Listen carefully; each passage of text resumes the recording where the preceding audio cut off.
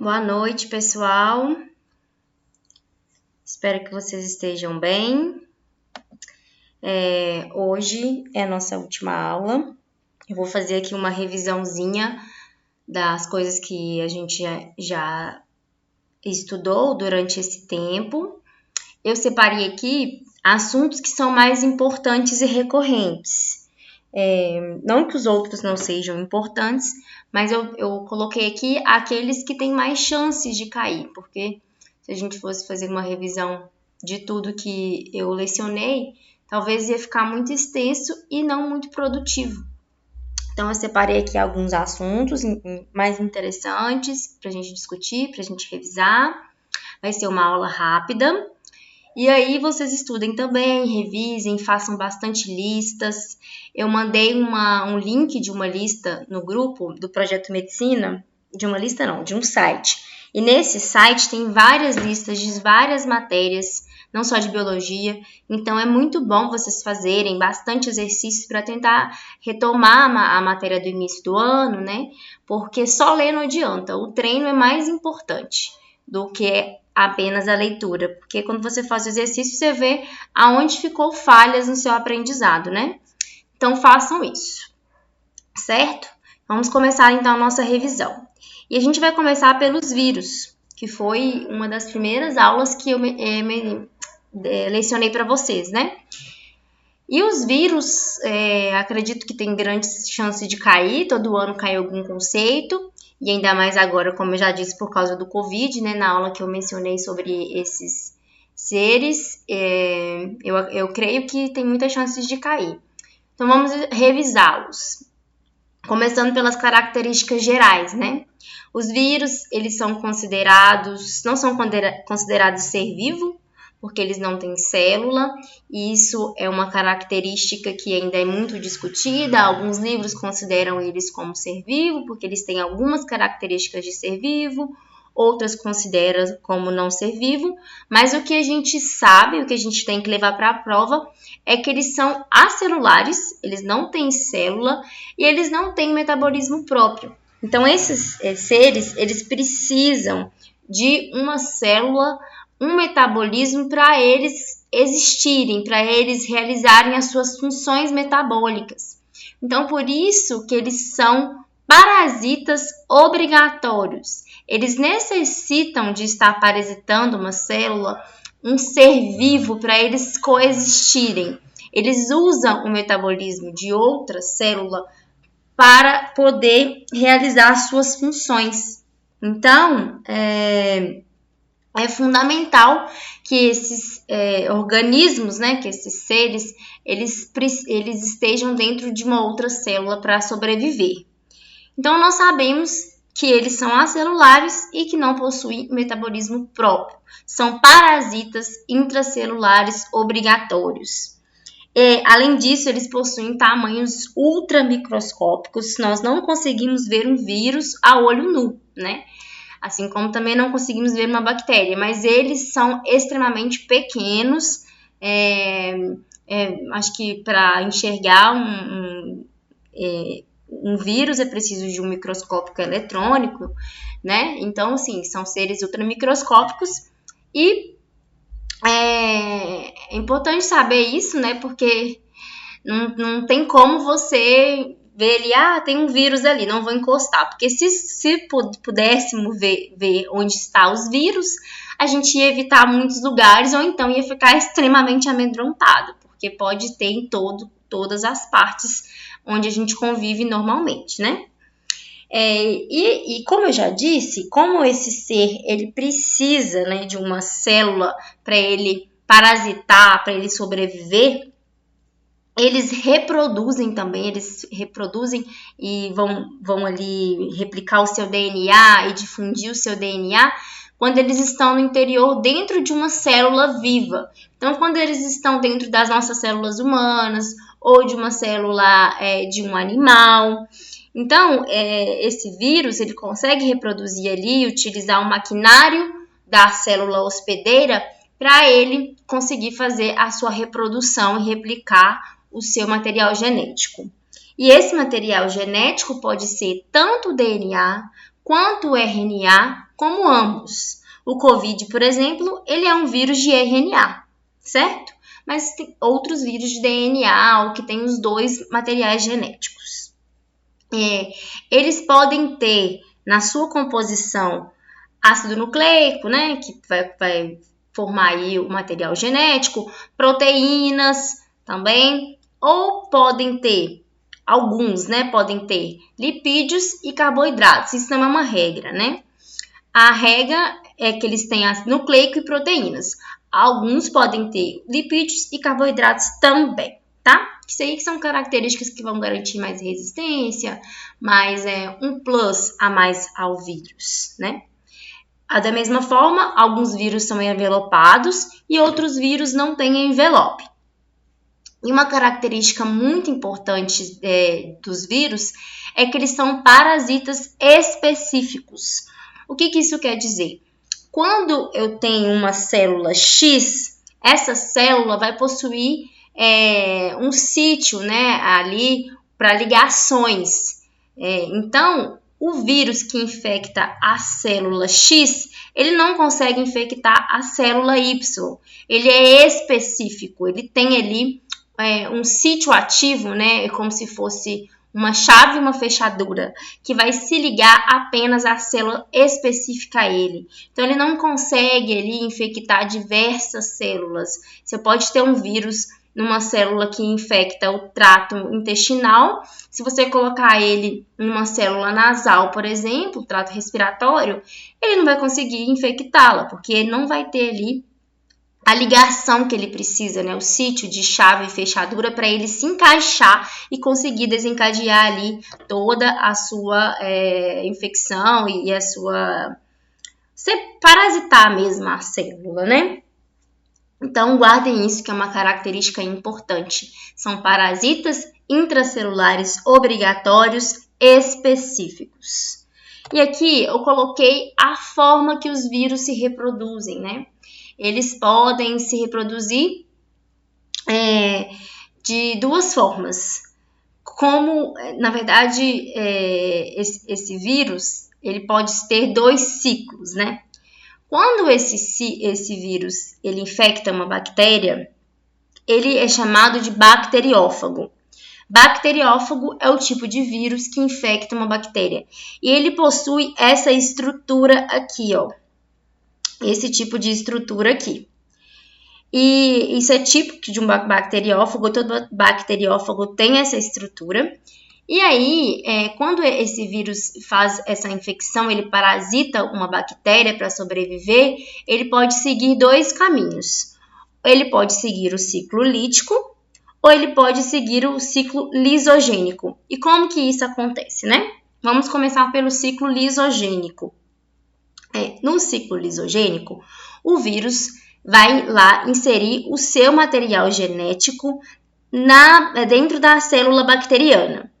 E esse material genético, ele vai incorporar ao cromossomo bacteriano. Então, observem bem, aqui o vírus injetou o seu material genético, que é o pretinho, e o vermelho é da bactéria. O DNA do vírus está ali, porém, ele se junta ao cromossomo bacteriano. Então, ele passa a fazer parte do cromossomo bacteriano. Então, tudo que a bactéria faz ali, se ela vai ter uma reprodução assexuada, por exemplo, né, que é a bipartição, essa bactéria passa a replicar esse vírus e a dissipar esse material genético do vírus que está ali junto com ela, certo? Então, esse ciclo, ele não causa a morte da bactéria. Ele serve para replicação do vírus mesmo e para ele manter ali as suas características e dissipar suas características e conseguir sobreviver, porque ele necessita de uma célula, né, para sobreviver. Então, ele se junta ao cromossomo, ele vai se dividindo, né, igual mostra aqui, olha, ele se divide, a duplicação da célula, e a célula passa a ter esse material genético. E aí, isso é um ciclo, vai passando para outras gerações. Porém, em determinado momento, né, se o vírus achar que é interessante e um tipo de sinalização ali que ocorre, esse vírus opta pelo ciclo lítico. E como ocorre esse ciclo lítico, né? Ao invés do bacteriófago, o material genético do bacteriófago se ligar ao cromossomo bacteriano, esse material genético vai ficar separado. Então, esse vírus que é lítico, né, que é um vírus que é mais, como posso dizer, é um vírus mais virulento, que vai matar a bactéria, um vírus mais forte, né? Então, esse vírus que decide pelo ciclo lítico, ele não se incorpora ao cromossomo da bactéria, ele apenas usa o maquinário, o metabolismo da bactéria, todo o seu maquinário celular, suas proteínas, os seus ribossomos, tudo que ela tem ali, para reproduzi-lo, para criar mais bacteriófagos. Então, ele cria ali toda a sua composição corporal, toda a sua estrutura, e quando tem bastante estruturas virais, que são os vírus, essa célula, ela sofre uma lise. Então, esse vírus, ele vai matar essa bactéria para justamente ele ser eliminado no meio e conseguir infectar outras bactérias e continuar o seu ciclo.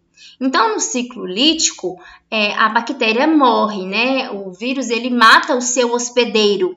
E aí, ele é eliminado no meio extracelular, e a partir disso, consegue infectar outras bactérias e continuar esse ciclo, certo? Então, a diferença primordial entre os dois é que em uma a bactéria morre, que é no ciclo lítico, e na outra a bactéria não sofre a morte.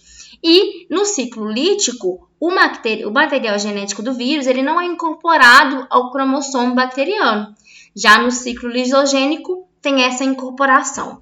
Então, essas são as duas diferenças primordiais, né, da reprodução viral, do ciclo lítico e do ciclo lisogênico. É bem tranquilo e isso, assim, gente, levem para a vida porque a gente estuda isso até na faculdade. Eu tive uma prova recentemente que nós estudamos novamente bacteriófago, conjugação bacteriana, que nós vamos ver logo em seguida também, o tipo de recombinação genética bacteriana. Então, assim, são matérias que se repetem e que a gente usa muito na área da saúde, né, para estudar as doenças patogênicas, virais, bacterianas, certo? Então, é muito interessante esses ciclos aí, tá?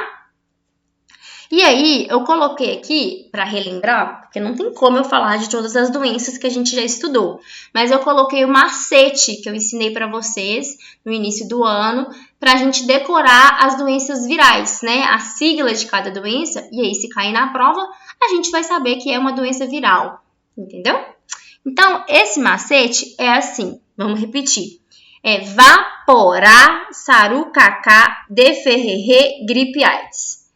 Vaporá, Sarucacá, Deferrerê, Gripe AIDS. E cada uma aqui dessas letrinhas, né, dessas duas letrinhas, é uma doença. Varíola, poliomielite, raiva, sarampo, rubéola, catapora, cachumba, dengue, febre amarela, herpes, hepatite, gripe e AIDS. Então, essas aqui são as principais doenças virais, né? Que a gente não pode esquecer, que sempre tem uma questãozinha falando de X doença e pergunta se ela pode ser tratada por antibióticos, né? Que é um exemplo de questão. E não, porque doenças virais não são tratadas por antibióticos. Então, é importante a gente saber quais são as doenças virais, né, que os vírus podem causar. Então, gravem esse macete, é muito simples, muito fácil. E é tipo assim, né, uma carta na manga durante a prova, porque a gente fica nervoso às vezes e confunde, mistura todas as doenças. E se você gravar isso daqui, você escreve lá no cantinho da prova e já sabe qual doença que é aquela, a classificação dela, certo? E aí nós vamos falar da doença do ano, né, que é o Covid-19, que foi aí a pandemia desse ano de 2020, e é um assunto que vale a pena a gente sempre relembrar. Nos noticiários falam muito de Covid, nós temos muita informação já, né? Eu acredito que todo mundo aqui deve saber como que é transmitido, quais são as formas de prevenção, né? De se preservar e como evitar ser contraído, ser contaminado por esse vírus, né? Mas é importante a gente lembrar alguns conceitos básicos que pode cair na prova, certo? Então, o primeiro deles é que o Covid-19 é um vírus de RNA. Ele não tem DNA e não tem o DNA e o RNA. Ele tem apenas o RNA como material genético e que é um tipo de ácido nucleico de fita simples, certo? E nós temos, né, isso já existia, 5 tipos diferentes de cepas de coronavírus circulando entre os humanos, né? A gente tem, até coloquei aqui cepa 229E, NL63, OC43, AKU. E todas essas cepas, elas vão causar uma infecção, vão causar um resfriado, assim como a influenza, né, que é a gripe, tem vários tipos de influenza, tanto que a gente teve a gripe aviária, a gripe suína, que foram doenças mais fortes, né, patógenos mais fortes. E do mesmo modo, o coronavírus também possui várias cepas. E a cepa atualmente que causa a Covid-19, que é um vírus mais virulento, mais intenso, é chamado de SARS-CoV-2. Então, é importante a gente saber que o nome da doença é Covid-19. A gente denominou ela como Covid-19, que é um tipo de cepa. Porém, o vírus é chamado de SARS-CoV-2. Então, se cair na prova perguntando qual que é o nome do vírus causador dessa pandemia em 2021, sei lá, um contexto do Enem. Em 2021, o mundo inteiro passou por uma grande pandemia que acometeu várias pessoas, várias mortes, aqueles textões do Enem, aí vai lá e pergunta no final, qual é o nome desse vírus? Esse vírus é denominado X. E aí, vai ter lá, Covid-19. E muita gente vai marcar. Mas não é Covid-19, é SARS-CoV-2. Covid-19 é o nome da doença, é o nome que a gente fala para ficar mais fácil. Mas o vírus ali de RNA, com fita simples, que vai causar a Covid-19 é o SARS-CoV-2. Então, gravem isso, tenham isso em mente, para vocês não caírem numa perguntinha boba dessa, né? E aí, para a gente diagnosticar a Covid, né, vocês estão careca de saber, nós temos o PCR e o teste rápido.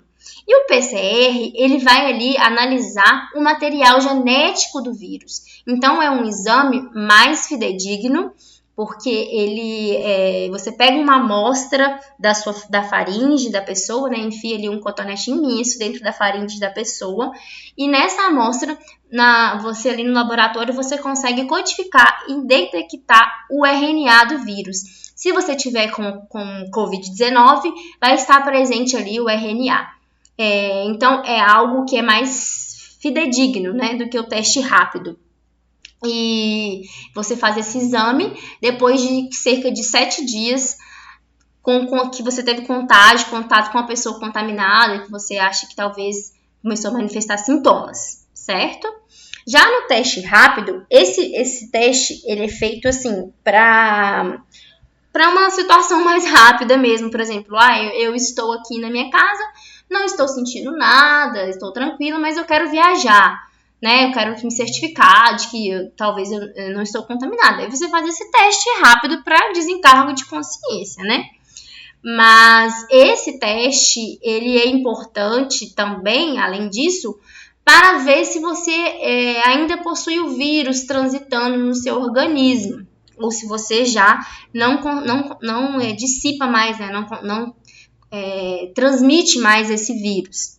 E como que isso é feito? Isso é feito por meio da análise de anticorpos no seu organismo. Se você teve contato com uma pessoa que tem Covid-19, que está ali transmitindo o vírus, e você contraiu esse vírus, o seu organismo vai liberar uma resposta imunológica, né? Então, vai ter uma série ali de anticorpos específicos desse vírus, certo? E aí, quando você pega ali a amostra do seu sangue, de soro, né? A amostra do seu sangue ou soro ou algo que possa ali detectar, você vai pegar e analisar se tem ali alto IgM ou alto IgG. E isso vai te diagnosticar e fazer com que você receba as orientações específicas. Eu vou explicar, relembrar o que é esse IgM e o que é IgG.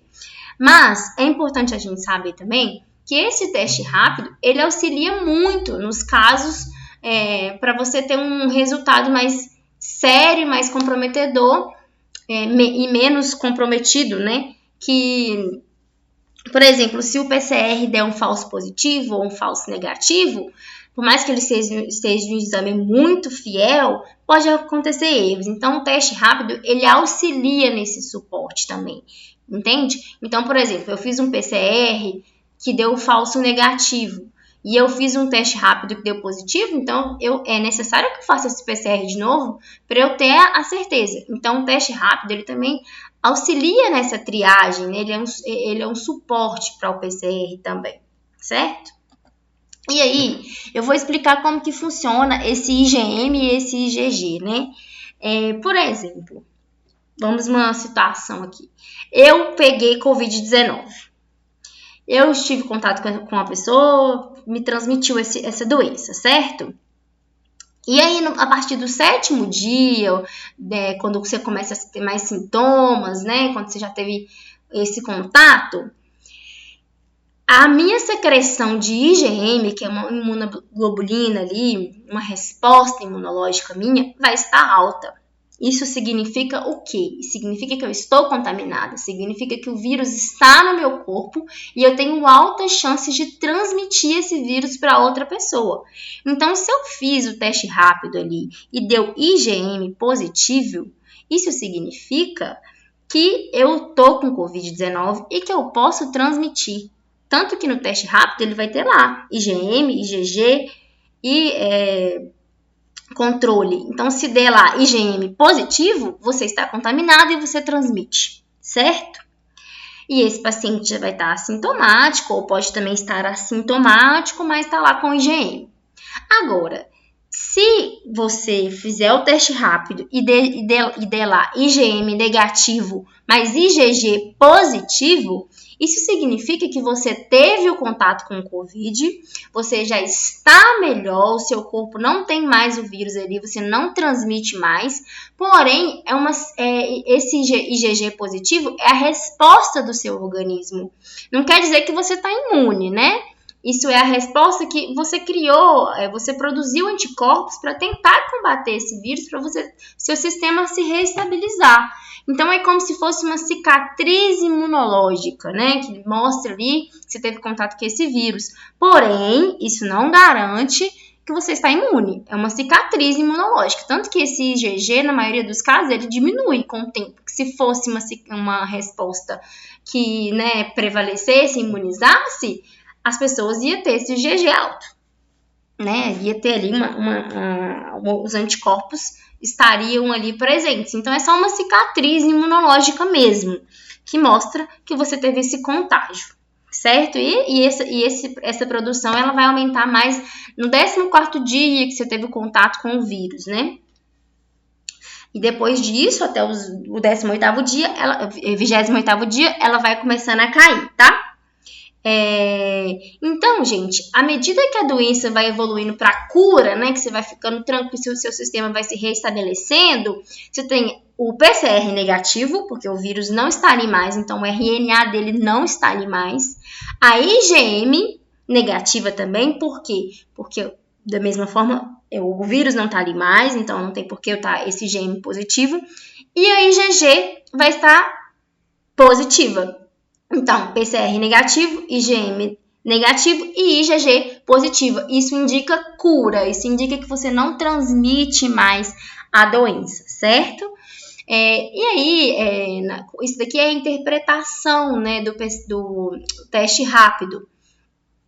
Por exemplo, vai estar lá, se tiver lá IgM negativo e IgG negativo, isso significa que você não está produzindo nada, você não tem o vírus, você não tem o IgG, mas o seu PCR está positivo. Então, quer dizer que talvez você esteja infectado ali, mas ele ainda não começou a produzir a quantidade necessária de fatores de virais ali para te causar a infecção e isso mostrar uma resposta imunológica aqui no seu sistema imune. Por isso que o IgM está negativo.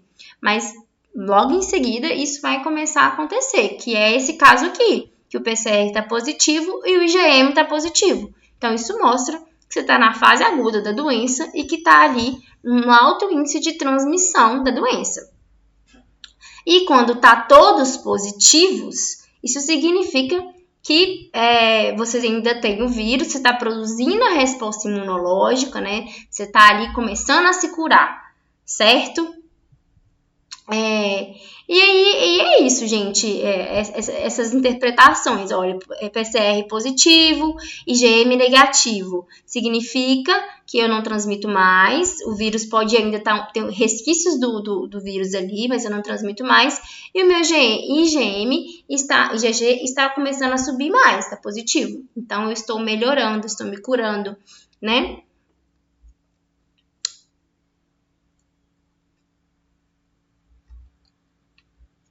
Então, galera, é isso. Essa é a interpretação básica dos testes de PCR, dos testes de sorologia, que é o teste rápido. E é bem tranquilo de entender, é só vocês saberem identificar o que é IgM e o que é IgG. Entendeu? É só isso mesmo. E aí, alguns conceitos importantes, né, pra gente gravar, que com certeza pode cair também na prova, porque tem a ver com o que está acontecendo nesse ano, são os conceitos de epidemiologia, né? O que significa um surto, uma epidemia, uma endemia, uma pandemia. Então, saibam diferenciar isso. Um surto, ele acontece quando tem um aumento muito rápido de um número de casos de uma doença X em uma região específica. Então, assim, é em uma região, não é no mundo inteiro, não é em vários estados. É numa região, tipo, em Minas Gerais não. Em Belo Horizonte teve um surto de piolhos, entendeu? É tipo algo assim, um surto de diarreias, um surto desses tipos de doenças que podem ser específicas de uma região, entendeu? Que não vai acometer vários países, vários lugares.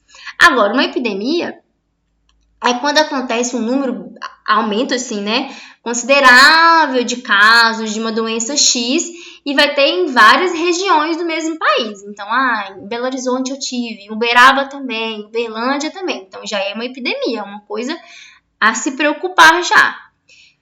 Já uma endemia é quando é uma questão assim mais regional, né? Não é de quantidade de casos por estados ou países. É uma doença que ela acontece com muita frequência em um local específico. Não vai atingir várias comunidades, vai atingir um só lugar. Por exemplo, doenças que acontecem mais no Nordeste, são doenças endêmicas do Nordeste, são doenças endêmicas da Amazônia, do Acre. Então,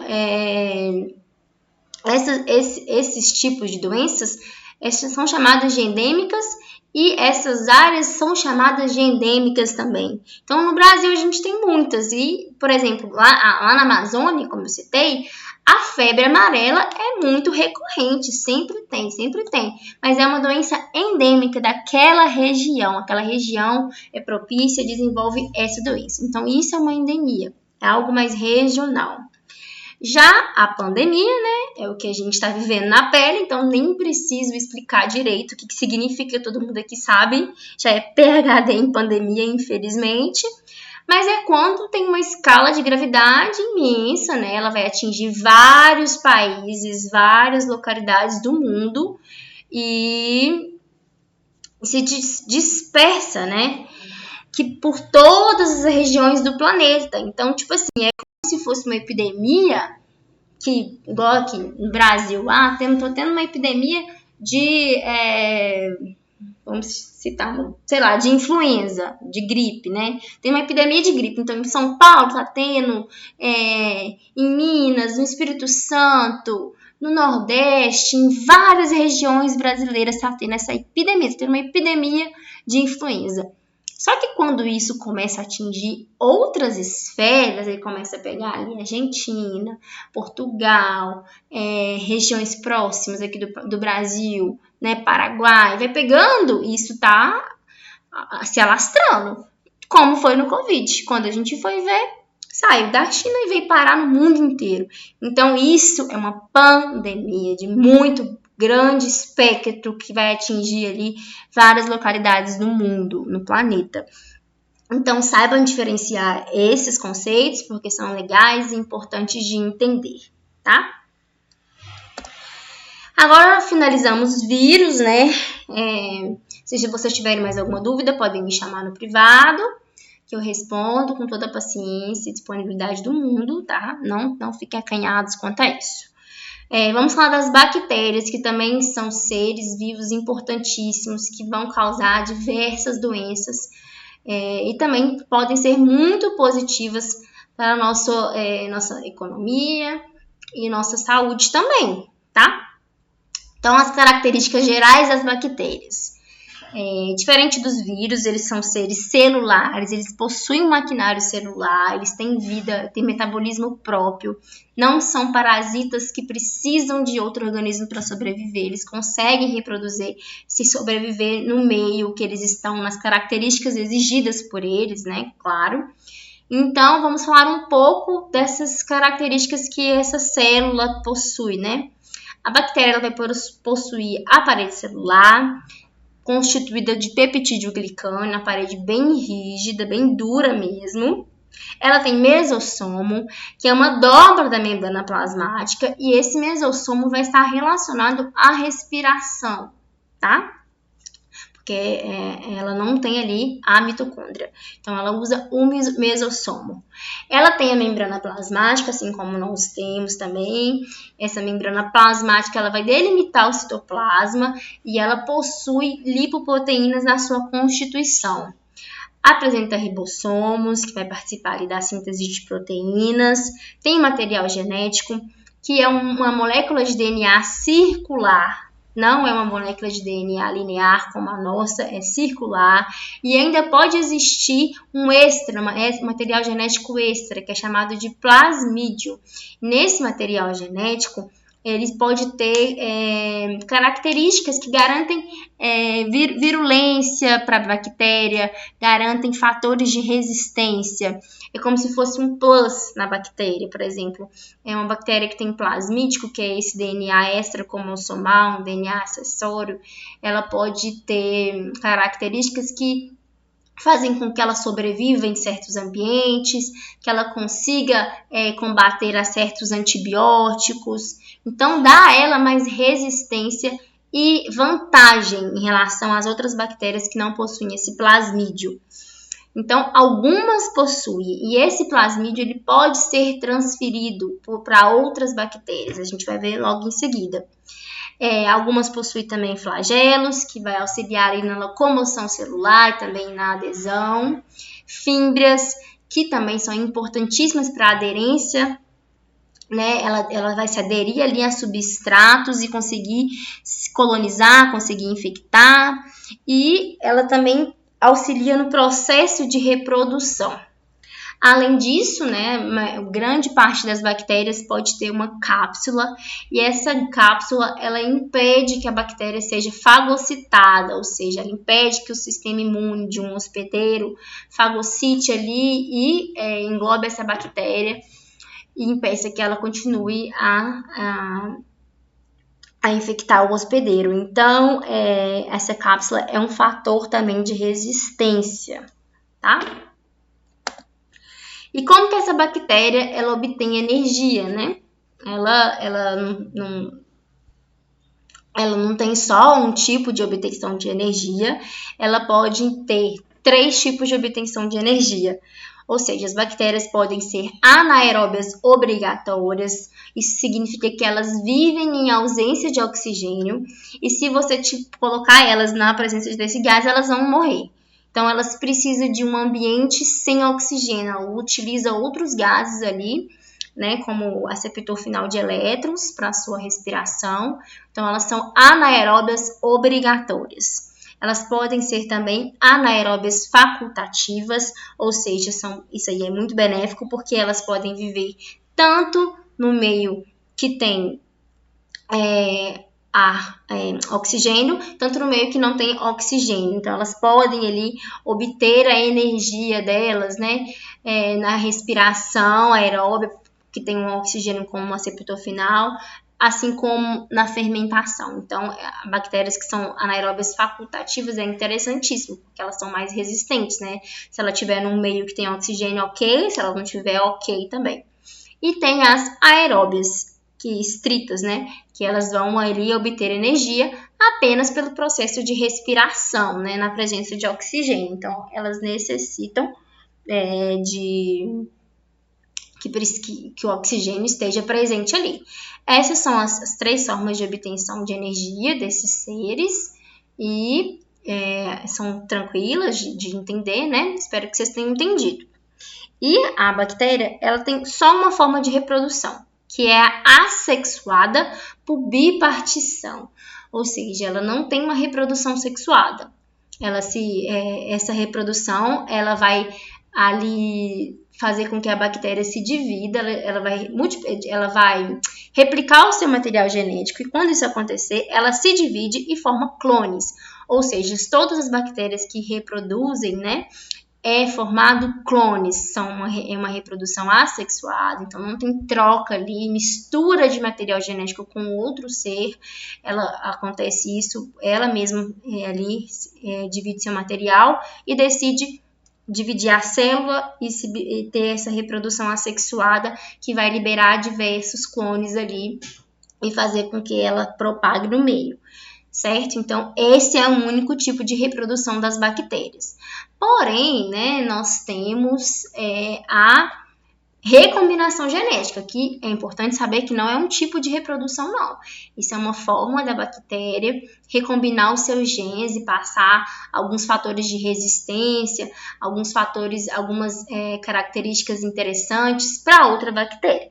Mas isso não é uma reprodução, é uma recombinação genética que garante mais virulência, mais resistência e diversos outros benefícios. E o primeiro deles é a conjugação.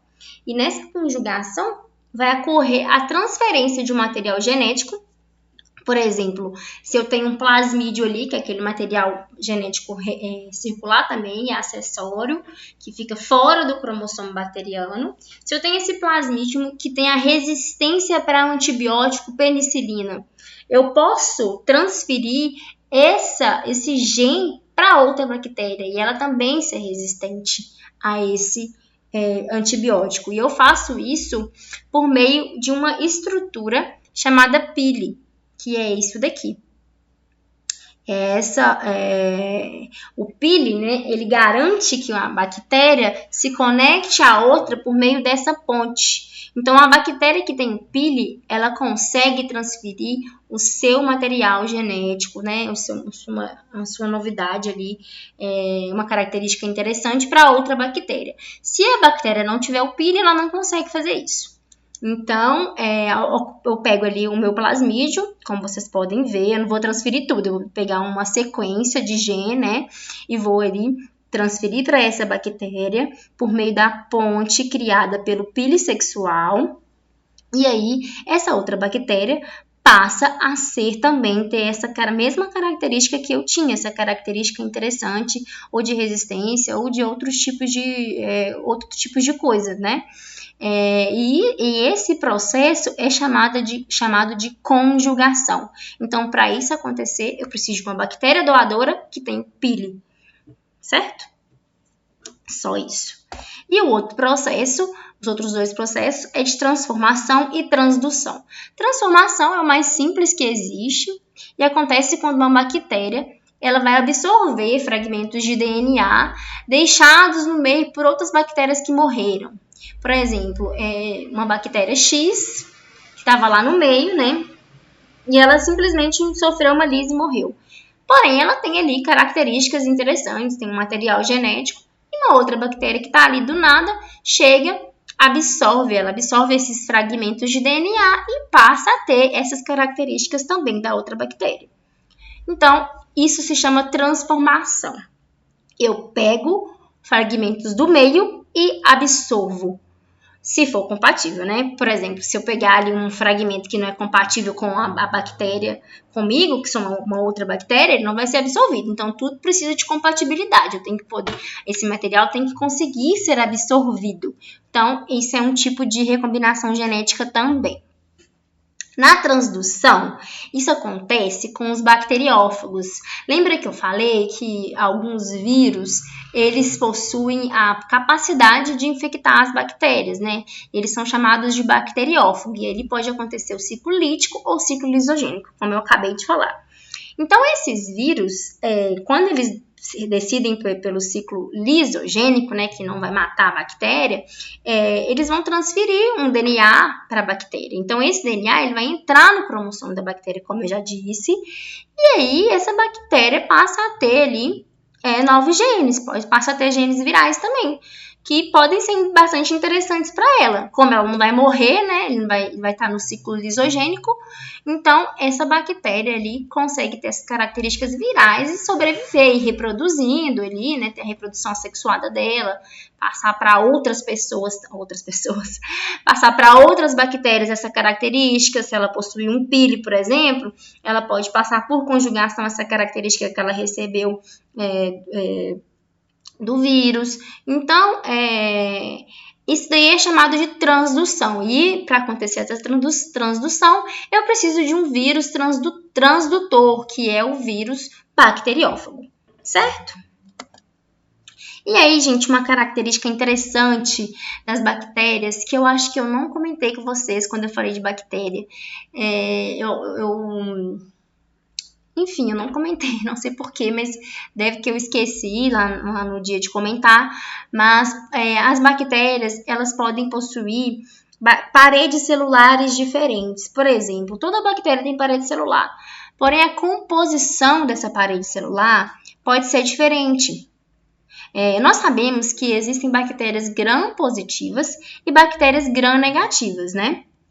E as gram-positivas, ela tem uma característica diferente, por isso que ela tem esse nome, gram-positiva. A parede celular das gram-positivas é mais espessa, como vocês podem ver aqui, ó. Ela tem uma quantidade de peptidoglicano muito maior, bem mais grossinho do que o das gram-negativas. Olha aqui a camada de peptidoglicano, como que é pequena na gram-negativa. Então, a gram-positiva, ela tem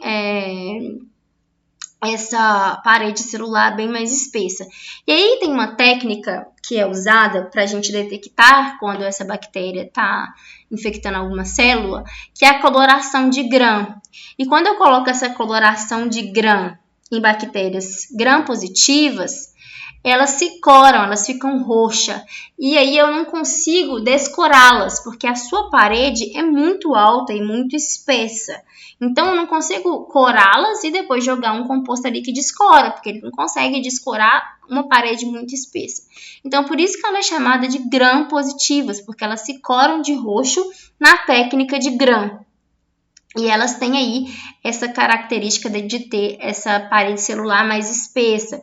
Isso é muito importante no meio de saúde, porque aí a gente consegue saber qual bactéria que está infectando o nosso organismo e aí qual antibiótico que eu vou usar. Porque tem antibióticos que não conseguem matar, não conseguem ali inibir, né, a síntese de compostos de bactérias gram-positivas, por exemplo. Então, eu preciso saber isso é uma técnica muito importante para eu poder fazer um diagnóstico e um tratamento adequado. Já as gram-negativas, elas possuem uma parede menos espessa, né, como eu já falei. Então, quando você joga ali essa técnica de gram, elas se coram primeiro, mas depois elas se descoram. Então, para eu diferenciar, na hora que eu vou descorar, eu vejo que elas se descoraram e elas ficam vermelhas. Então, isso distingue a gram positiva da gram negativa, que a gram negativa, por ela ter uma parede muito fininha, quando eu faço essa técnica de coloração e descoloração, quando eu vejo que a bactéria ficou vermelha porque ela se descorou, eu já sei que é gram negativa. Entenderam? Então, é muito interessante essas técnicas e nos auxiliam muito no tratamento. E, além disso, a gram negativa ela possui uma membrana externa aqui. Como vocês podem ver, essa daqui não possui. Essa possui uma membrana, uma camada externa, que é lipoproteica e é parecida com a membrana plasmática, mas ela tem uma toxina, chama endoxotoxina. E essa toxina pode ser muito prejudicial. Então, ela pode causar ali problemas maiores, desencadear algumas coisas ali maléficas para o organismo que ela está infectando. Então, essas são as diferenças da parede celular, das gram positivas para as gram negativas. E aí, era isso que eu tinha que falar de bactéria, né? Vamos falar agora de ciclos biogeoquímicos. E como foi um assunto muito recente, que a gente falou tem poucos dias, poucas semanas, então eu achei que não seria interessante fazer uma revisão, né? Porque vocês acabaram de ter a aula. Aí eu coloquei aqui umas questões para a gente fazer juntos aqui, né? Discutir um pouco, vou falar um pouquinho. E aí, qualquer dúvida, vocês me procuram, tá? Então, como que vamos fazer assim? Tanto o ciclo biogeoquímicos como imunidade, imunologia, eu coloquei questões para a gente discutir, porque foram assuntos que a gente acabou de ter, né? Então, não justifica muito ficar aqui falando tudo de novo. E a aula também está gravada, se vocês quiserem assistir de novo, todas as aulas estão no canal, né, nesse canal do YouTube, então vocês têm livre acesso. Vamos começar. No esquema abaixo, as setas numeradas de 1 a 4 indicam transferências de moléculas ou energia entre seres vivos e entre eles e o meio ambiente. Aí tem aqui esse ciclinho aqui, né? Assinale a alternativa do quadro abaixo, que mostra corretamente as passagens em que há transferência de gás carbônico, de moléculas orgânicas ou de energia. E aí, gente, essa questão é muito interessante, porque entra aí o conceito de energia, né? E de transferência de matéria. A energia, ela tem só uma direção, ela é unidirecional, ela não é cíclica igual a matéria, né? Então, quando a gente transfere energia, a gente vai consumindo ela cada vez mais. A matéria tem um ciclo, porque ela precisa de voltar, né? Se a matéria fosse como energia, a gente ia esgotar nossos recursos rapidamente. Então, por exemplo, o que é energia? Transferência de energia. Por exemplo, o produtor ele pegou a energia solar para ele produzir seus compostos orgânicos, isso é uma transferência de energia. E quando o consumidor consome o produtor, também é uma transferência de energia, porque o produtor está transferindo ali suas fontes energéticas, né, seus carboidratos e tal, suas proteínas para o consumidor. Então, isso é uma troca de energia, certo? Então, basicamente, a gente vai ter troca de energias em todos esses ciclos aí, todos esses números, porque sempre vai ocorrer a troca de energia. Entendeu? Porque sempre vou estar absorvendo do ambiente a luz solar, ou um produtor vai estar me consumindo. E até mesmo quando você tem ali a troca de gases, né? Você passa gases quando você respira, tem troca de energia, perda de energia por calor. Então, todas essas setas aí tem uma troca de energia. Então, a gente já sabe que energia tem que ter tudo. Então, é o 1, o 2, o 3, o 4. Né? Então, a gente já matou aqui a letra A, a letra B e a letra E. Então, a gente ficou com a letra C e com a letra D.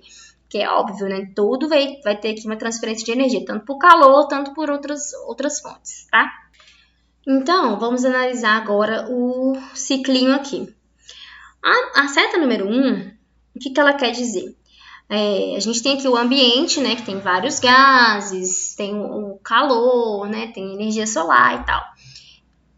E aí, nós sabemos que os produtores, eles fazem a fotossíntese, né? Eles são seres autótrofos, então eles retiram o CO2 do meio ambiente para produzir os seus compostos orgânicos. Eles usam o CO2 como fonte de carbono.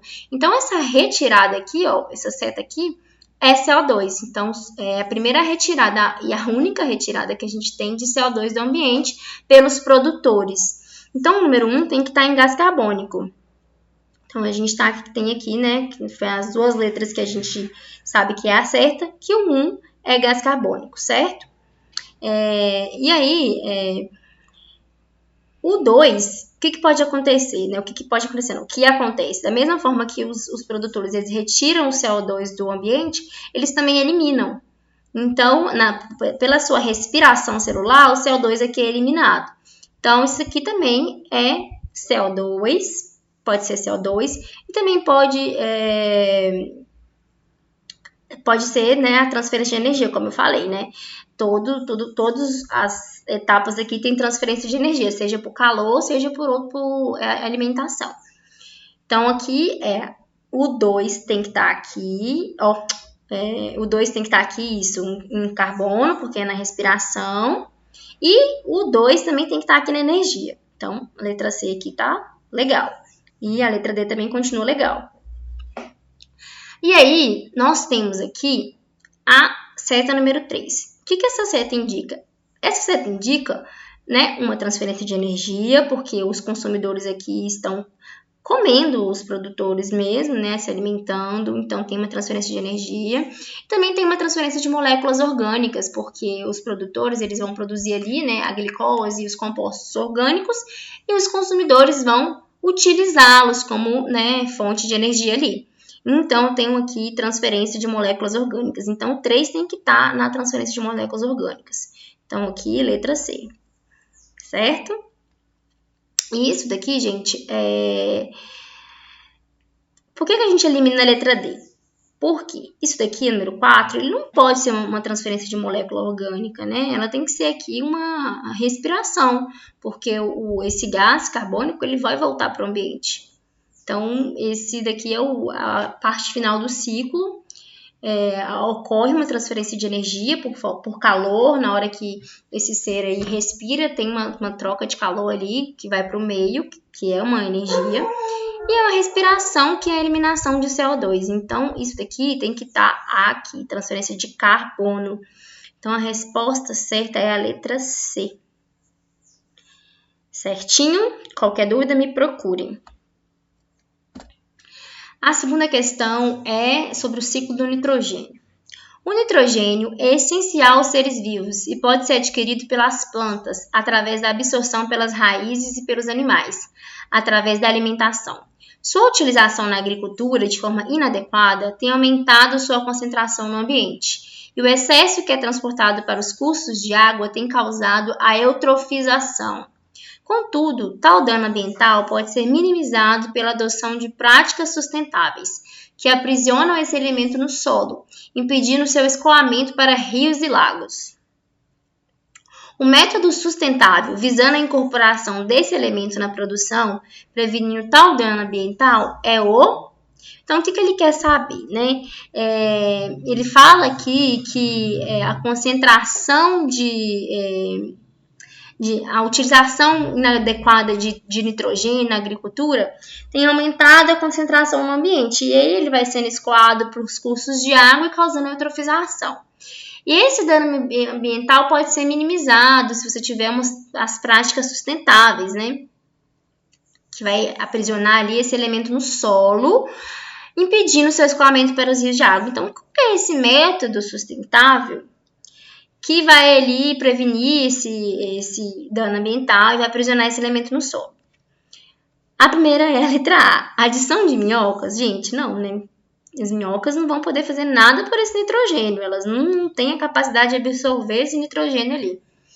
Irrigação da terra antes do plantio, isso não vai causar nenhum impacto no nitrogênio que está no solo. Você vai irrigar a terra antes do plantio, ela vai ficar irrigada e vai ter outros benefícios ligados a outras coisas, né? Vai causar seca, talvez erosão e tal, mas nada a ver. Reaproveitamento do esterco fresco.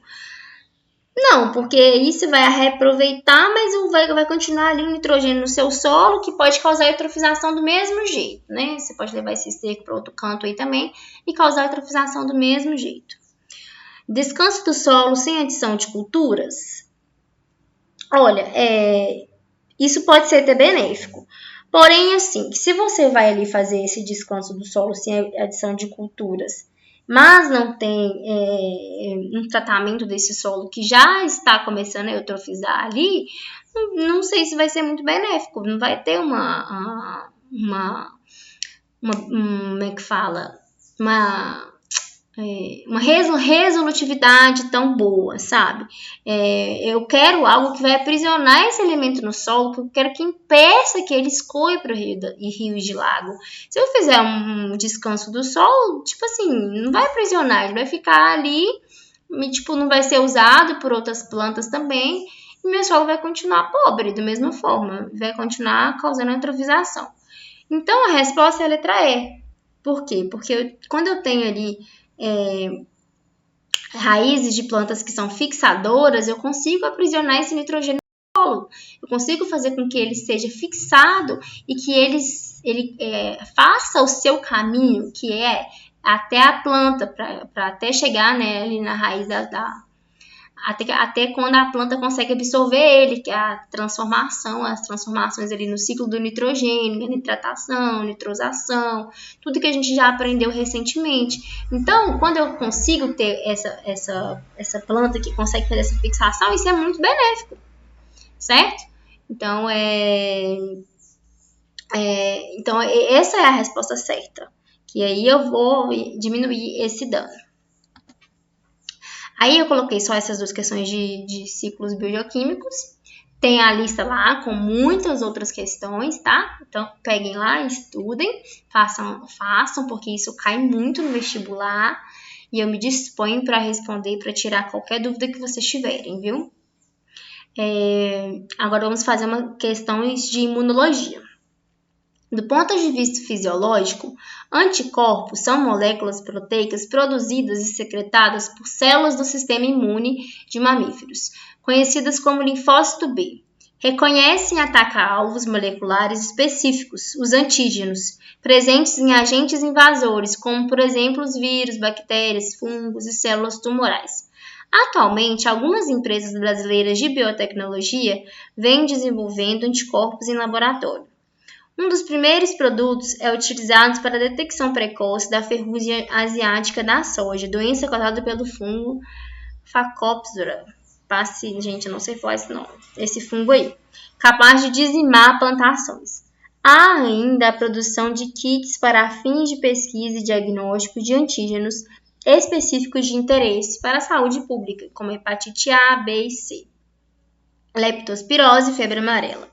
O desenvolvimento de anticorpos específicos por empresas de biotecnologia será benéfico para a saúde pública porque proporcionará...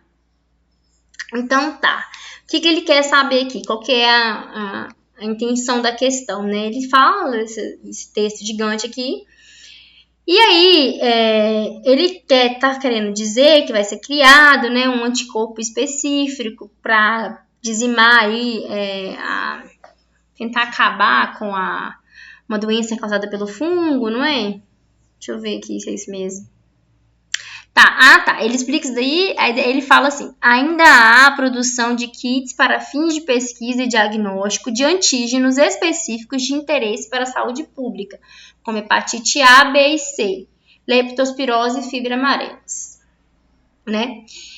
Febre amarela. O desenvolvimento de anticorpos específicos por empresas de biotecnologia será benéfico para a saúde pública, porque proporcionará... Então, o que é o desenvolvimento de anticorpos específicos, né? É um tipo de imunidade que eu não vou produzir. Não vai ser eu que vou ali produzir essa imunidade. Eu não estou estimulando o meu sistema imune a produzir, né? É um tipo de imunidade passiva, não é uma imunidade ativa. Então, nós já sabemos quais são as imunidades passivas, né? Soros, né? Que são os anticorpos prontos ali, que são administrados na gente, quando a gente recebe da nossa mãe também, né? Os anticorpos prontos ali. Então, todo anticorpo que a gente já recebe prontinho é uma imunidade passiva. Então, qual que é o benefício para a saúde pública desse tipo de imunidade? O que ela proporciona? Letra A vacinação em massa da população? Não, porque vacinação não é um anticorpo, né? É só ali o vírus atenuado, o patógeno atenuado para você produzir os seus anticorpos. A cura de doenças por meio de terapia gênica? Não, né? Isso aqui não é... O que vai acontecer? Os anticorpos vai combater ali, mas isso não... Não sei se essa resposta está muito certa. Vamos ver as outras. A fabricação de um medicamento que seja mutagênico para os vírus? Não. O tratamento de doenças nos estágios iniciais de seu desenvolvimento? O desenvolvimento de um único fármaco que combata diversos parasitas? Não. A resposta certa, gente, ao meu ver, é a letra D. Por quê? O tratamento de doenças nos estágios iniciais do seu desenvolvimento. Sim, porque se eu estou desenvolvendo ali uma doença e que eu não consiga, não seja vacinada, que meu imunológico não consiga combater, eu vou administrar um soro com anticorpos específicos e prontos. E aí eu vou conseguir aí, tratar essa doença, certo? Então, a resposta certa para mim é a letra D, tá? A resposta, gente, não pode ser a letra B. Por quê? Porque esse negócio de terapia gênica está relacionado com você pegar um DNA, um RNA, se eu não me engano, e tentar corrigir um processo, um erro que a pessoa tem no seu ali, no seu material genético. Então, é uma doença mais relacionada a doenças genéticas e tal. Então, não pode ser a letra B, não tem nada a ver com isso, sabe? Na hora que eu li, eu fiquei assim, mas isso daqui você pode ser descartado por causa disso daqui, ó. Depois vocês pesquisam sobre terapia gênica para vocês entenderem melhor. Mas o que tá falando aqui é questão de anticorpos específicos. Então, se você tratar a doença nos estágios iniciais do seu desenvolvimento, para a saúde pública, isso será muito benéfico, né? Porque vai pedir que isso daí se propague mais e que isso cause mais mortes, né? A próxima questão, vamos lá. Nem sempre é seguro colocar vírus inteiros numa vacina. Alguns são tão perigosos que os cientistas preferem usar só um dos seus genes. Aquele que fabrica o antígeno, proteína que é reconhecida pelas células de defesa. Uma dessas vacinas de alta tecnologia é a anti-hepatite B. Um gene do vírus é emendado ao DNA de um fungo inofensivo, que passa então a produzir uma substância que é injetada no corpo humano. A função dessa substância produzida pelo fungo no organismo humano é... Gente, isso daqui, né, que tá falando é o típico, né, produção de uma vacina, né? Vamos ler de novo para vocês entenderem, ó. Nem sempre é seguro colocar vírus inteiros numa vacina. Ok, certo? Porque senão, né, causaria a doença mesmo. Alguns são tão perigosos que os cientistas preferem usar só um dos seus genes, aquele que fabrica o antígeno, proteína que é reconhecida pelas células de defesa. Ou seja, né, eu vou pegar ali um gene que fabrica o antígeno, vou colocar ele no fungo, colocou ele nesse fungo e esse fungo vai começar a produzir ali uma substância que é injetada no corpo humano. A função dessa substância produzida pelo fungo no organismo humano ou seja, qual que é essa substância, né? Essa substância é o antígeno, e o antígeno é o que vai desencadear ali o processo, né, do sistema imune, de produzir uma resposta, né, por células T e por células B. Então, qual que é a função dessa substância? Desencadear a produção de anticorpos, que é o que a vacina faz. Toda vacina, nem precisaria você ler demais para responder essa questão. Você viu isso aqui que era uma vacina? Não tem como ela fazer outra coisa. O propósito da vacina é esse, desencadear a produção de anticorpos, é uma imunidade ativa, né? Como a gente já estudou. Então, essa é a função do antígeno ali, né? Então, a letra E é a resposta. Embora sejam produzidos e utilizados em situações distintas, os imunobiológicos, um 1 e 2 atuam de forma semelhante nos humanos e equinos, pois... então, aqui a gente tem aqui, né, vírus e bactérias, diferentes formas de produção, diferentes aplicações.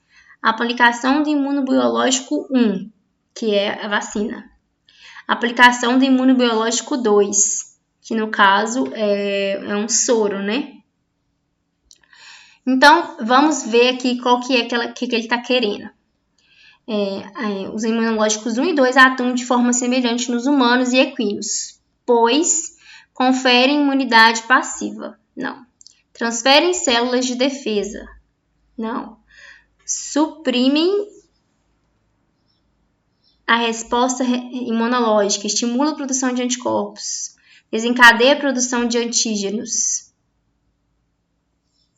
Então, a resposta, gente, é a letra D. Por que que vai acontecer aqui?